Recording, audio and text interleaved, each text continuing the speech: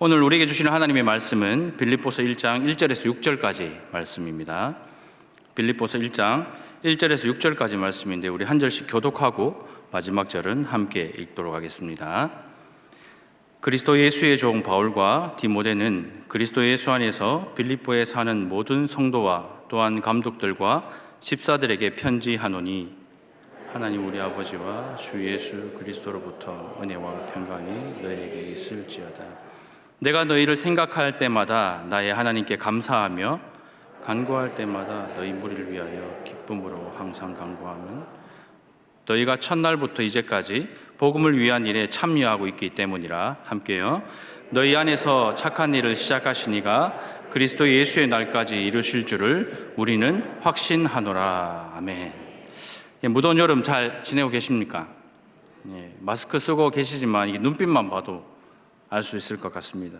지금 이제 도쿄 올림픽이 한창이잖아요. 그래서 선수들의 열정이 무더위보다 더 이렇게 뜨거운 것 같은데 지금 이 순간도 지금 운명을 건 한일전이라고 지금 야구 준결승 한창 지금 하고 있을 거예요. 그래서 야구에 운명을 걸지 말고 오늘 예배에 목숨을 거는 저와 여러분들이 되시기를 주님의 이름으로 축복합니다.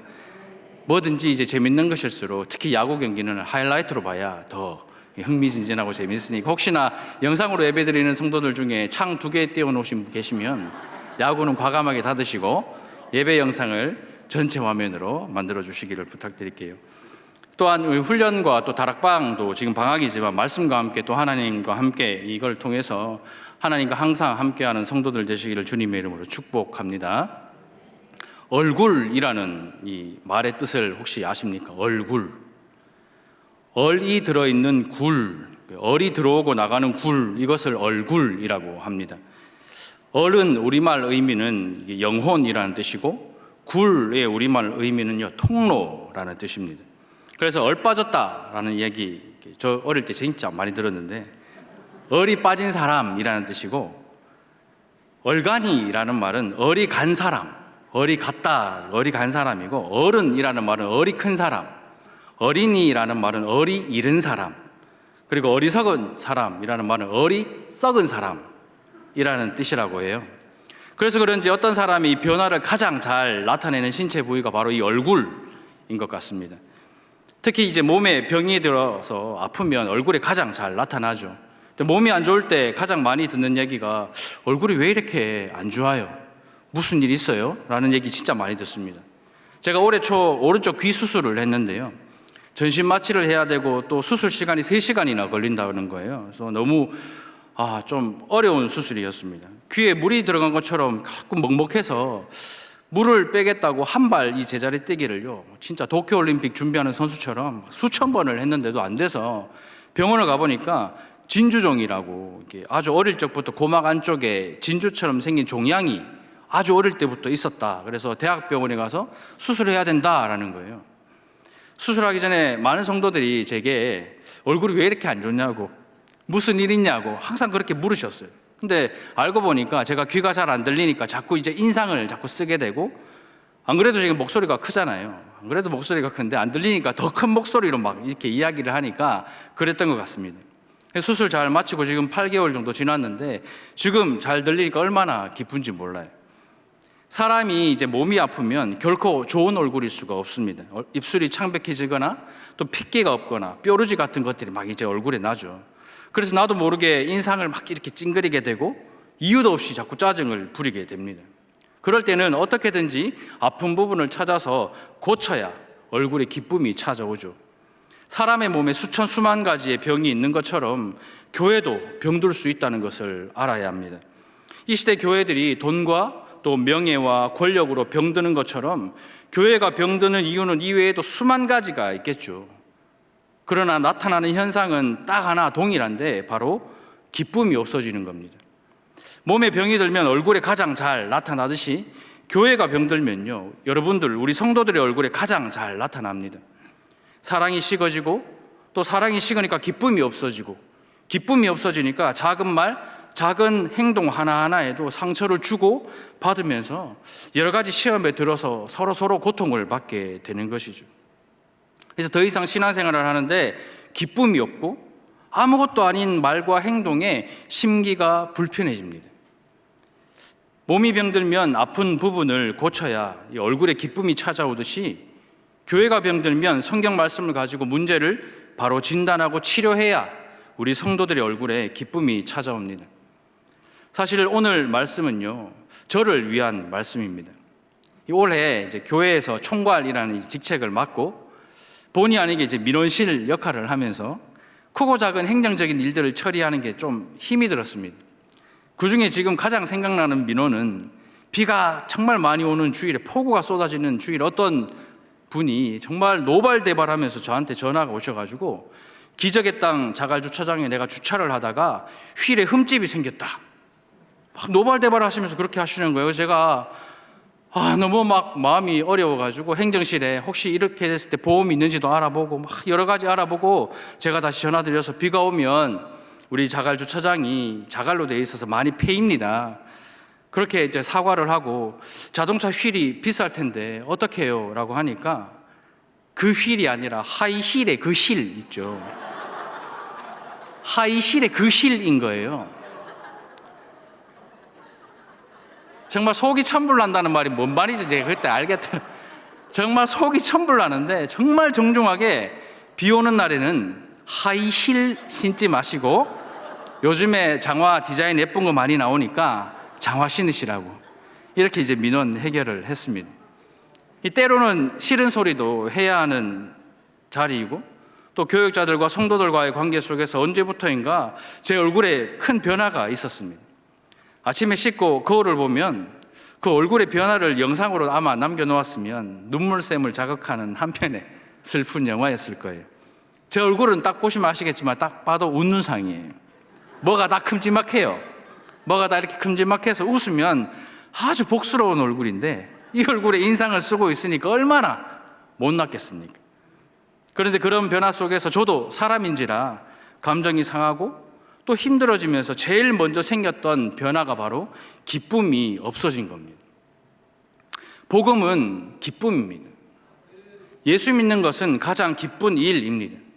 우리 히브리서 12장 2절 함께 읽어보겠습니다. 시작. 믿음의 주여 또 온전하게 하시는 이인 예수를 바라보자. 그는 그 앞에 있는 기쁨을 위하여 십자가를 참으사 부끄러움을 개의치 아니하시더니 하나님 보좌 우편에 앉으셨느니라. 예수님은요, 십자가에 죽으실 때 아무것도 아닌 것처럼 모든 부끄러움을 참아내셨습니다. 왜냐하면 하나님께서 예비해 두신 그 기쁨을 기대하셨기 때문이죠. 예수 그리스도로 말미암아 죄 사함을 받고 하나님과 화목하게 된 우리도 마찬가지입니다. 이 땅에서 그 어떤 수모와 고통과 아픔과 부끄러움을 아무것도 아닌 것처럼 참아낼 수 있는 것은 하나님께서 예비해 두신 구원의 기쁨을 기대하기 때문이죠. 그래서 복음은 기쁨이며 예수 믿는 것은 기쁜 일입니다. 그런데 이 기쁨이 없어지니까 제 삶에 가장 중요한 두 가지가 사라졌는데 바로 인사와 감사가 사라졌습니다. 기쁨이 없어지니까 첫 번째 사라진 것이 바로 인사였습니다. 항상 기뻐하라 성경에 말씀하셨잖아요. 근데 이제 기쁨이 없어지니까 제일 먼저 사라지는 것이 인사였습니다. 동역자들이나 성도들과 관계적으로 불편해지니까 점점 소극적인 사람이 되어가고 이제 만나는 것을 자꾸 기피하게 되더라고요. 자꾸 피하게 되고 결국엔 인사도 하는 둥 마는 둥 안 부딪히고 싶었던 거죠. 이제 관계가 불편해지면 제일 어려운 것이 인사이기 때문인 것 같아요. 집에서도 마찬가지입니다. 기쁨이 없어지니까 가장 기본적인 인사가 사라졌습니다. 아내와 사소한 말다툼이 있으면 몇 날 며칠 인사하지 않습니다.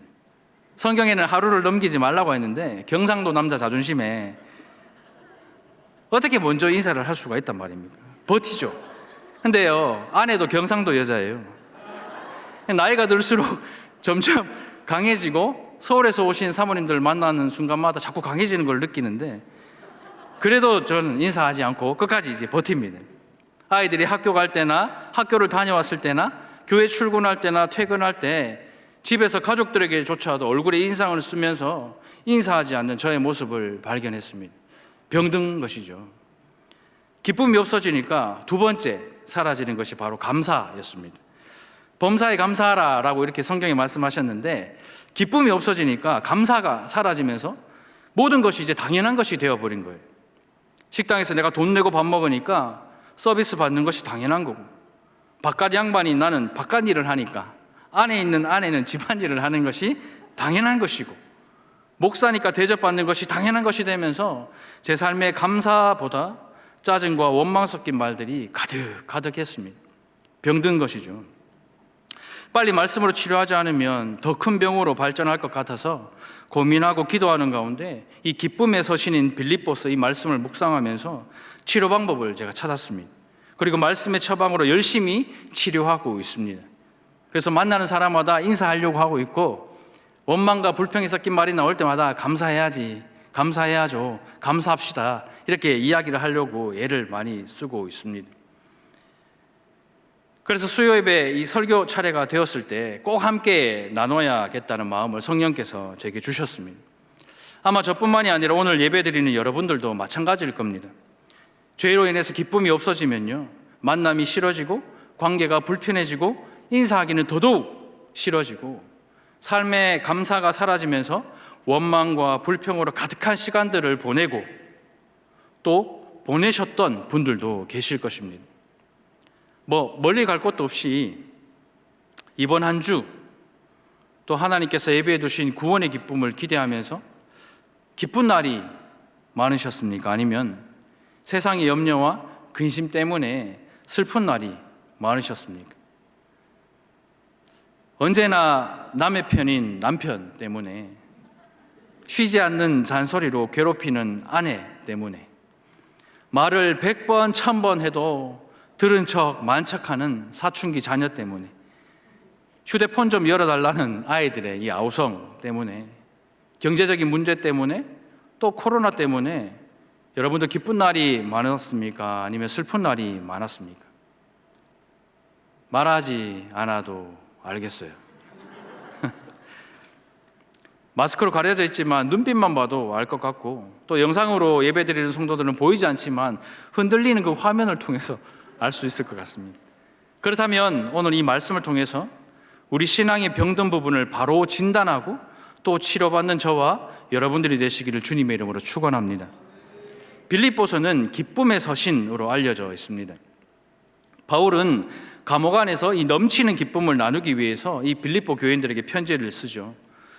그러나 빌립보서를 자세히 살펴보면 이 교회에도 여러 가지 병든 부분이 있다는 것을 알 수 있습니다.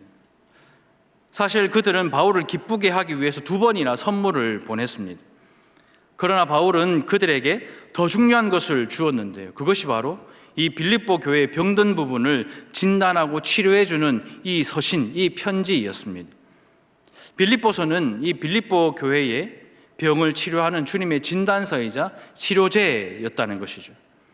요즘 우리 주위를 돌아보면 교회 안에 상처받거나 또 교회 자체가 그 중병에 신음하는 경우를 많이 보게 되죠.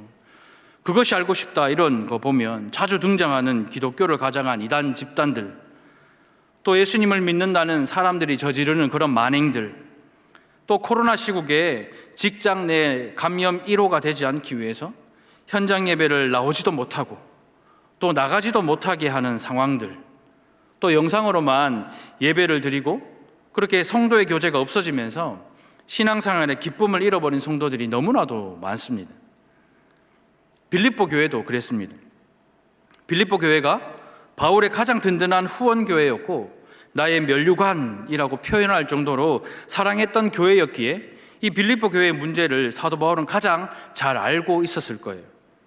이 짧은 편지에 보면 복음이라는 단어가 10번이나 나오고 기쁨이라는 단어가 15번이나 반복해서 나오는 것을 보면 이 교회에 어떤 문제가 있는지 감이 오십니까?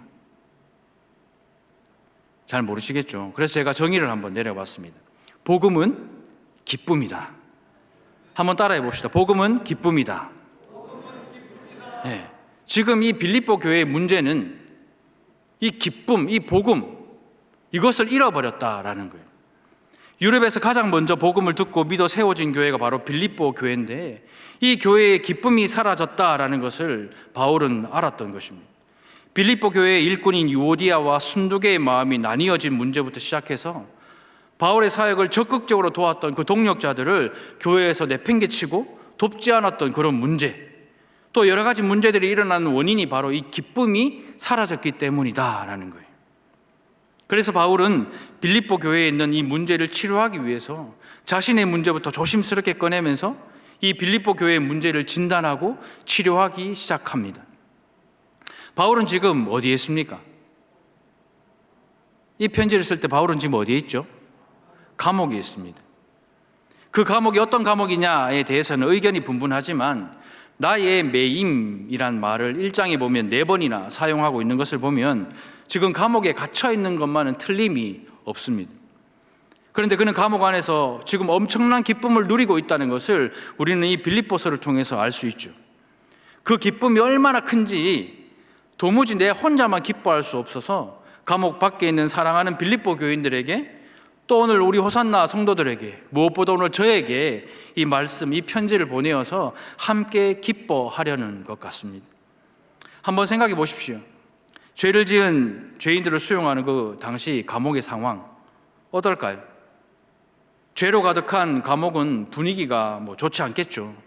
또 그 감옥은 옛날 감옥이니까 춥고 또 눅눅하고, 어느 감옥도 훈훈하게 불러주는 데가 어디 있습니까? 제습 잘해주는 데가 또 어디 있어요? 또 감옥 안은 외롭고 어느 감옥에도 죄인들의 코이노니아는 없습니다. 감옥 안은 또 자유가 없고 인간적인 대우가 없는 곳, 그냥 한마디로 기뻐할 수 없는 곳, 그것이 바로 감옥입니다. 그런데 이 감옥 안에 갇힌 바울은 기뻐하고 있고 자신의 기쁨을 사랑하는 성도들과 나누고 싶어 합니다. 그 이유는 기뻐할 이유가 하나도 없는 이 감옥 안에서 기뻐할 수 있는 방법을 찾았기 때문입니다. 그리고 바로 이 기뻐할 수 있는 이 방법을 빌립보에 있는 성도들에게, 또 오늘 기쁨을 잃어버린 저와 여러분들에게 알려주는 것이죠. 자, 그렇다면 어떻게 복음의 기쁨을 회복할 수 있을까요? 복음의 기쁨을 회복하는 첫 번째 방법은요, 인사하기입니다. 인사하기.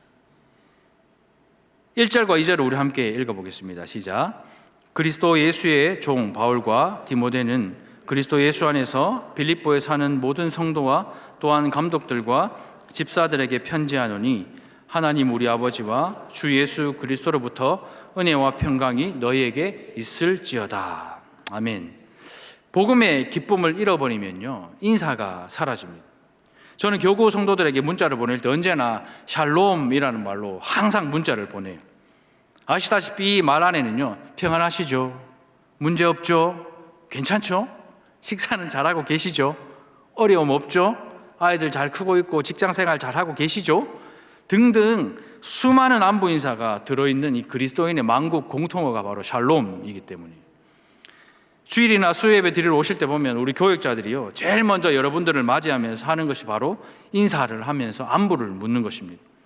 심지어는 특별 새벽 기도 때 여러분들 헝클어진 그 머릿결을 보면서 누군지 분간도 안 되는 그 상황 속에서도 가장 먼저 반갑게 인사를 하고 안부를 묻습니다.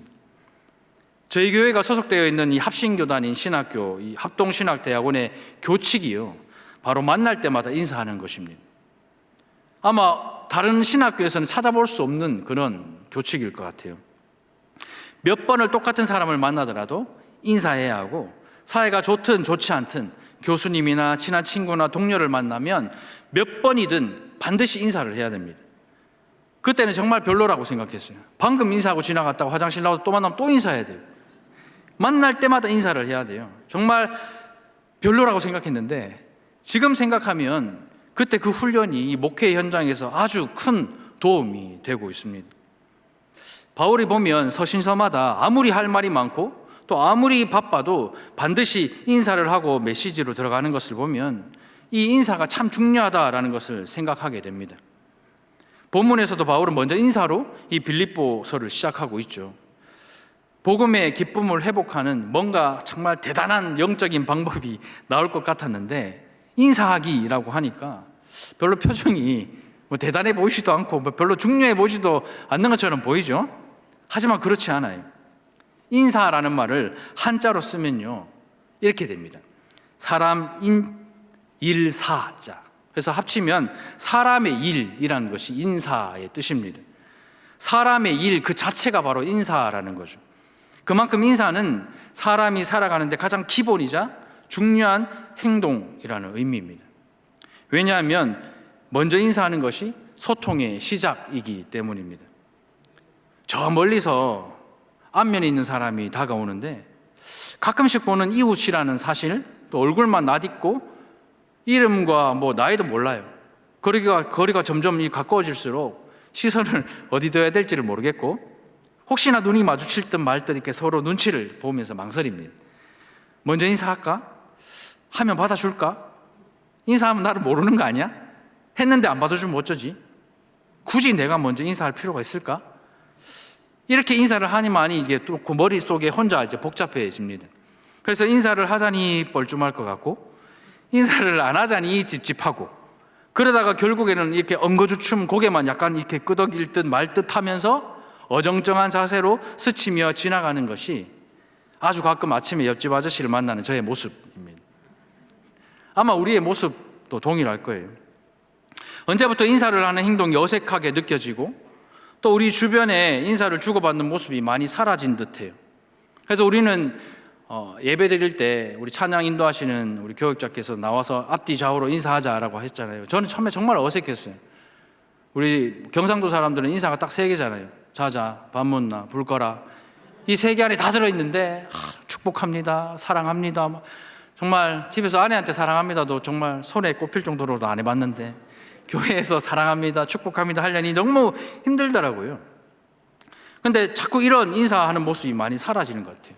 직접적으로 아는 사람이 아니면 인사하는 사람도 드물고, 또 같은 엘리베이터를 타도 주민들 사이에도 인사 나누는 모습이 많이 사라지고 있는 것 같아요.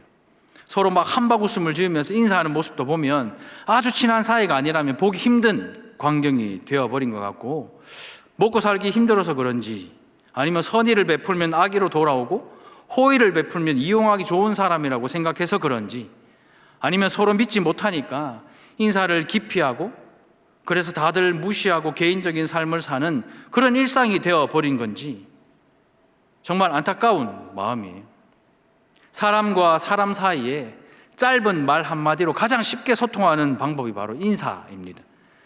그렇다면 성도인 우리에게 인사가 왜 이렇게 중요할까요? 하나님의 말씀만 있으면 되지, 내가 은혜만 받으면 되지, 인간적인 인사나 안부를 묻는 것, 이게 왜 필요할까요? 그것은 성도인 우리가 복음을 담는 그릇이기 때문입니다. 비록 우리가 질그릇이지만 부활을 담고 있기 때문에 우리의 모습이 중요하다는 거예요. 그래서 먼저 인사하는 것이 복음의 시작이다라고 말할 수 있습니다. 인사라는 것이 사소해 보이지만요, 인간관계를 부드럽게 해주는 윤활유 역할을 합니다. 인사만 잘해도 요즘 아이들 말로 인싸가 되고, 인사를 열심히 하면 핵인싸가 됩니다.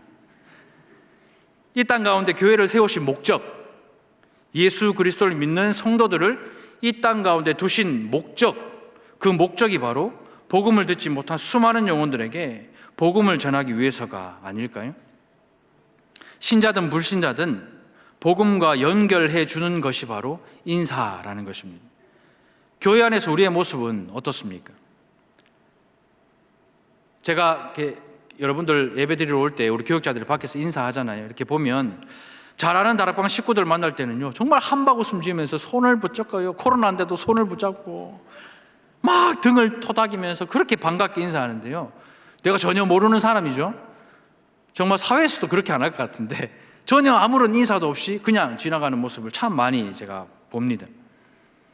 잘 아는 목사님에게는요, 하모 목사님 하고 인사하는데요, 모르는 목사님에게는 엉거주춤 이렇게 구렁이 담 넘어가듯이 이렇게 막. 잘 아는 성도에게만 인사하고 있지는 않으십니까? 그리스도 안에서 우리가 한 가족이고 한 형제고 자매라고 그렇게 이야기를 해도 교회를 들어오고 나갈 때 보면요, 내가 잘 아는 사람만 가족이고 형제 자매이지 않는지 한번 우리의 모습을 돌아봐야 할 것 같습니다. 누구를 만나든지 먼저 인사합시다.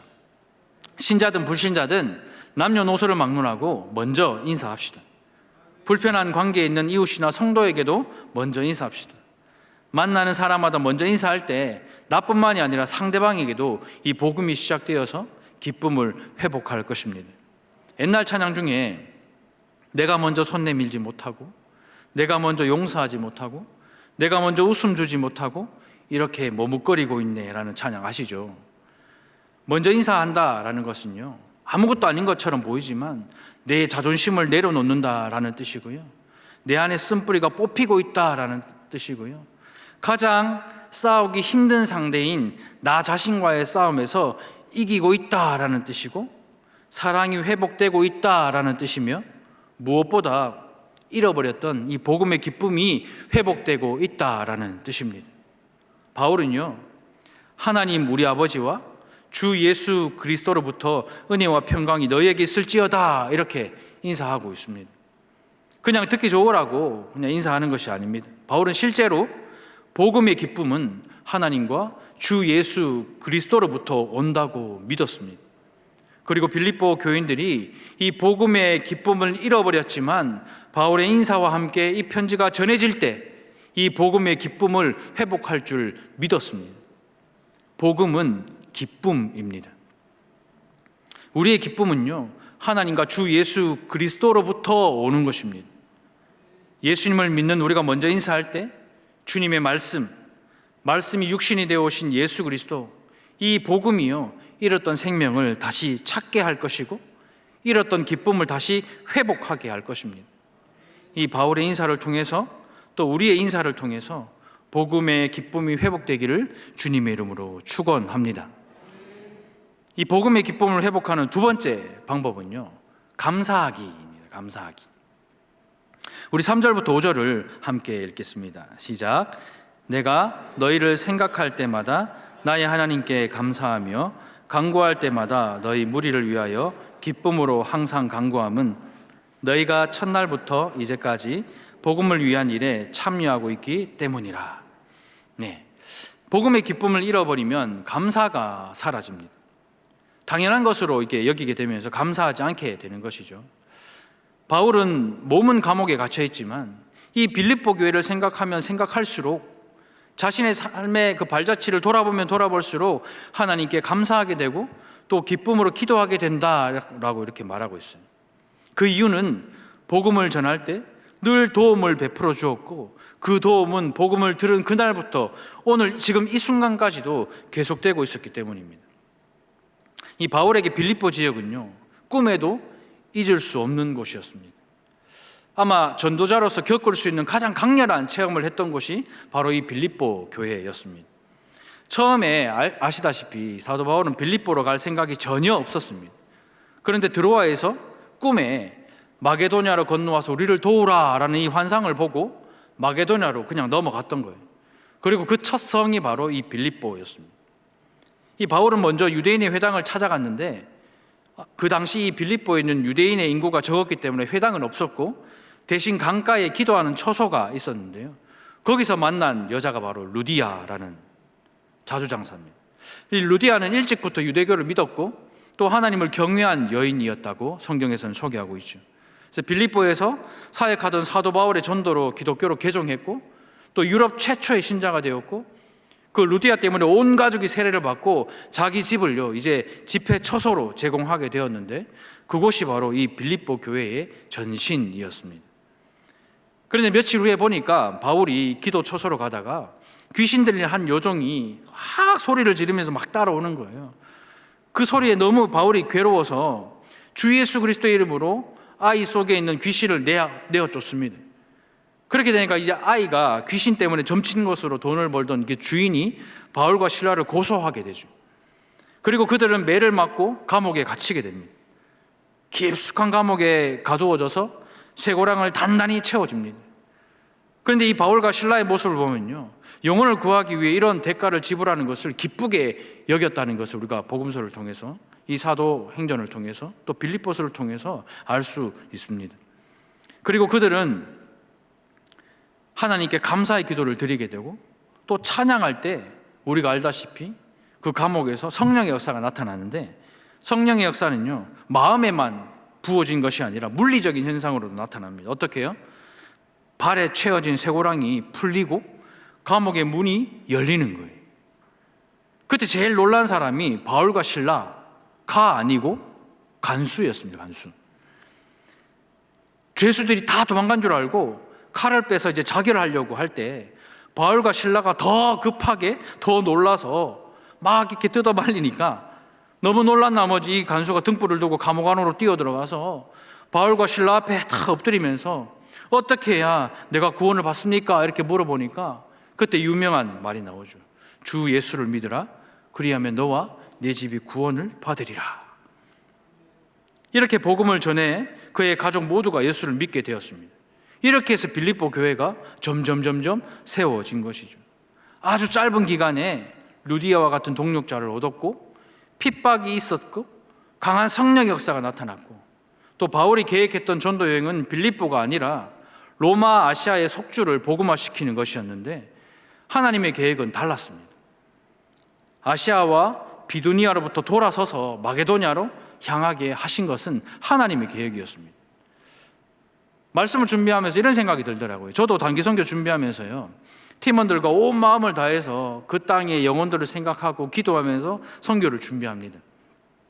근데 막상 이제 현지에 가면 우리가 준비했던 스케줄과 상황과는 정말 많이 달라요. 근데 다를 때마다 정말 마음이 많이 어려워요. 우리가 이렇게 준비했는데, 우리가 이렇게 애를 썼는데, 우리가 이렇게 많이 가지고 왔는데, 근데 현지 상황은 너무 다른 거예요.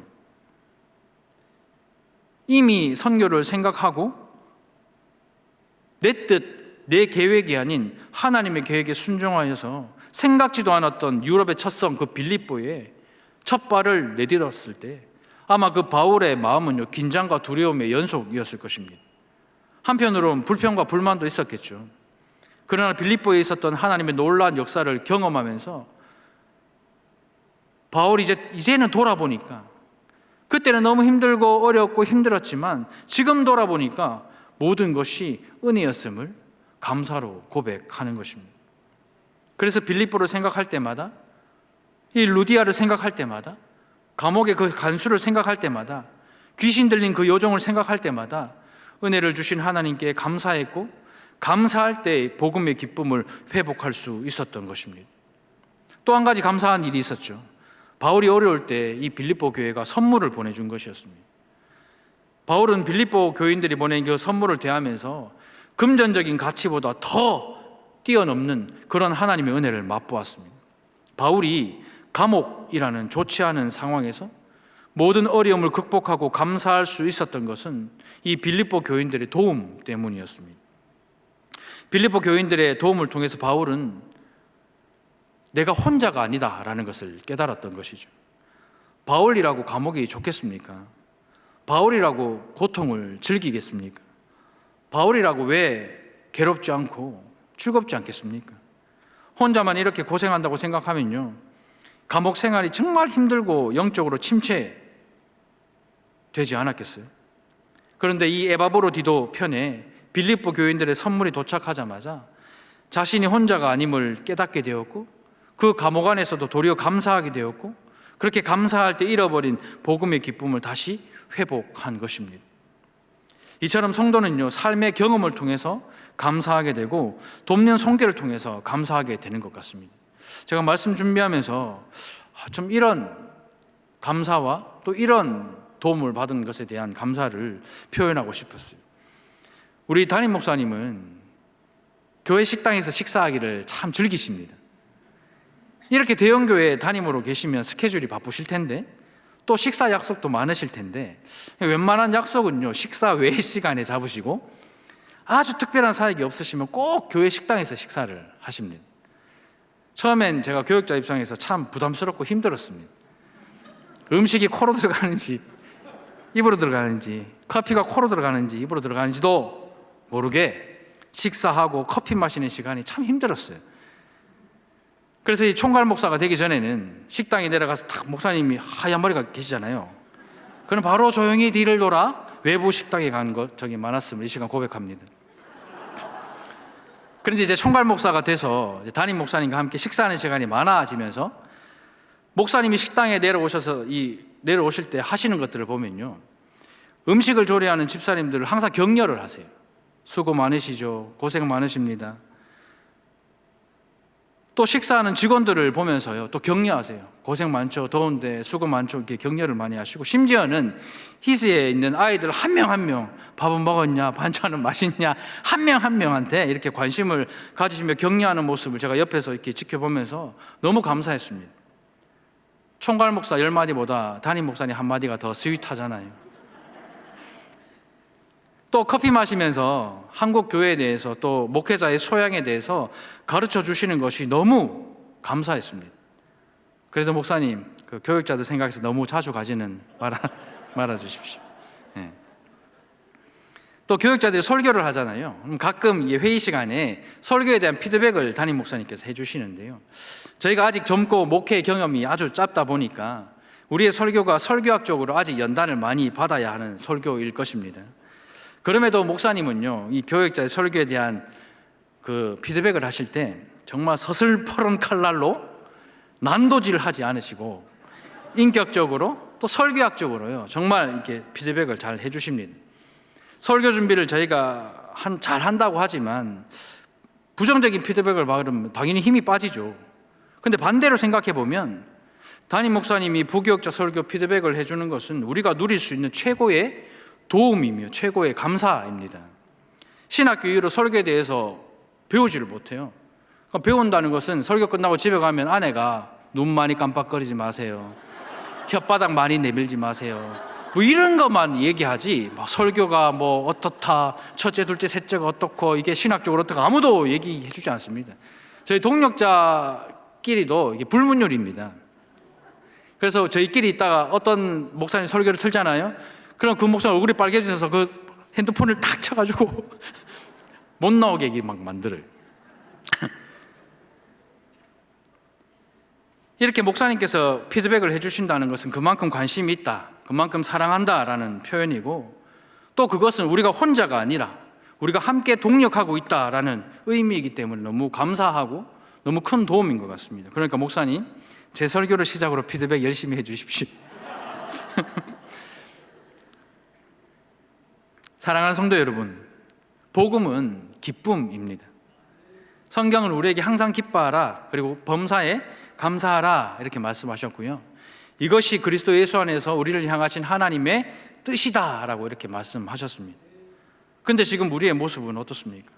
코로나 때문에 힘들다고, 경제적인 상황 때문에 너무 힘들다고, 집 이사 가야 되는데 전세가 값이 너무 올라가서 너무 힘들다고, 아이들이 막 하루 종일 이제 학교 안 가니까 좀 방학이잖아요. 저희도 방학에 아이 셋이 집에 있으니까 정말 옷 갈아입으러 집에 들어가니까 아내가 지금 기절해 있더라고요. 돌아서면 배고프다 하는 아이들 때문에 10분이 지나면 아빠 브로스타즈 15분만 열어줘요 라고 하는 우리 아들 때문에 정말 힘들고 어려운 상황일 거예요. 복음의 기쁨을 잃어버리고 또 죄의 문제 때문에 옴짝달싹하지 못하는 그 고통과 아픔과 슬픔이 고스란히 우리 얼굴에 나타나고 있다면 오늘 이 말씀을 기억하십시오. 복음의 기쁨을 회복할 수 있는 방법은요, 인사하고 감사하는 것입니다. 좀 더 자세히 말하면 사람에게 인사하고 하나님께 감사하는 것입니다. 바울이 기뻐할 이유가 하나도 없는 그 감옥 안에서도 기뻐할 수 있었던 것은 이 인사를 통해 동력자들에 대한 사랑을 회복했고 감사를 통해서 하나님에 대한 사랑을 회복했기 때문이었습니다. 빌립보서는 이 기쁨의 서신입니다. 복음의 기쁨을 잃어버렸다면 이제 우리 자신의 빌립보서를 한번 써내려가 봅시다. 관계가 좋지 않은 이웃이 있다면, 미워하는 성도가 있다면, 항상 남의 편인 남편과 바가지를 열심히 긁는 아내와 사춘기를 심하게 앓고 있는 자녀와 코로나 때문에 학교 원래 안 가는 줄 아는 그런 휴대폰에 빠져 사는 자녀들이 있다면 먼저 인사하고 또 주어진 상황에 대해서 하나님께 감사합시다. 그렇게 할 때 우리 6절의 말씀을 함께 읽어볼까요? 6절입니다. 시작. 너희 안에서 착한 일을 시작하신 이가 그리스도 예수의 날까지 이루실 줄을 우리는 확신하노라. 이 말씀처럼요, 우리 안에서 착한 일, 즉 이 복음의 기쁨을 주신 하나님께서 우리 삶을 통해 그 일을 이루실 것이며 우리가 이제 하나님을 대면할 때 하나님께서는 그 일을 완수하실 것입니다. 하나님은 시작하시는 하나님이시고 완성하시는 하나님이십니다.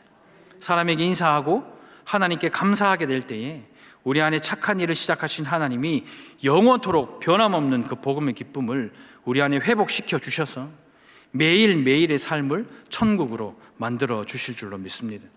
그런 천국의 삶을 살아가는 저와 여러분들이 되시기를 주님의 이름으로 축원합니다.